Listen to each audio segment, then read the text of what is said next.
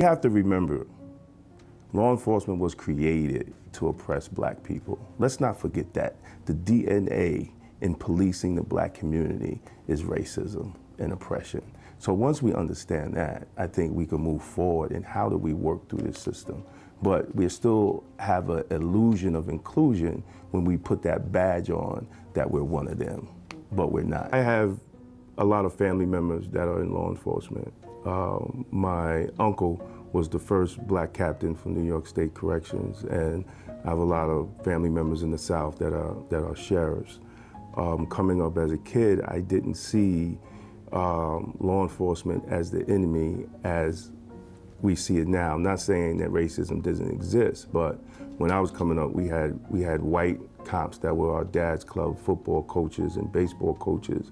So I didn't see that as a youth. Yeah. The system itself is biased. You have to change the system. The DNA of law enforcement, the DNA of the criminal justice system itself is biased and racist, and we still don't want to accept that.